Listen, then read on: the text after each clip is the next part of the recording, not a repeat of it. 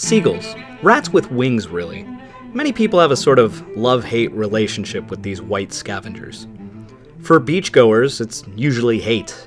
But for sailors, oddly enough, it's a strange sort of love. To them, it's considered more tall tales. Bad luck to kill a seabird. But why is that? Well, to sailors of old, seabirds, especially the albatross, seemed almost like a mythical creature. The large, long-winged birds had such a strange flight pattern, flying such a great distance out to sea. They would glide gracefully over the water, scarcely flapping their wings.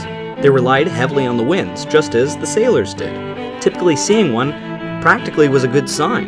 The albatross followed the wind, so as long as they were flying, the ship was sailing. But it did get a bit weirder.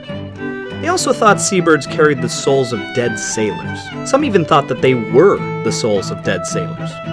Their spooky way of flying seemed like a spirit to them. Also often observed circling over wrecks were seen flocks of seabirds, seemingly collecting the souls of the dead to carry home. If a man were to die during a voyage, spotting a seabird was a good omen. It meant your buddy's soul was with you on this journey. But seeing an albatross following them when no one had died could be a bad omen, meaning the bird had come to collect someone soon to perish. But to kill one, that was considered an egregious sin, one that could spell misfortune for the crew. In Samuel Taylor Coleridge's poem, The Rime of the Ancient Mariner, the narrator angered his shipmates when he killed an albatross. They forced him to wear the dead bird about his neck to atone for his sins. At the end of the story, the ship is destroyed, and all the sailors but the narrator perish, and he is forced to live with the guilt of his sin. But in a practical sense, there's a good reason one shouldn't shoot an albatross. The birds, with their wide sweeping flight path, are extremely hard to shoot, gliding from port to starboard, in front of the bow, and changing directions very suddenly. Banking and diving and winging up skyward, one could easily be leading the bird and...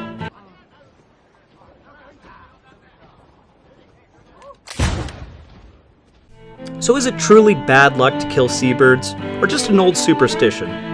Well, to be fair, you probably shouldn't go around just killing animals for fun. That's not superstition, that's just psychotic.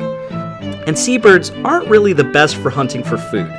Seagulls often carry diseases like salmonella, psittacosis, E. coli, and avian herpes virus, so you probably don't want to eat that. But will killing our winged friends incur the wrath of Neptune himself? Well, probably not.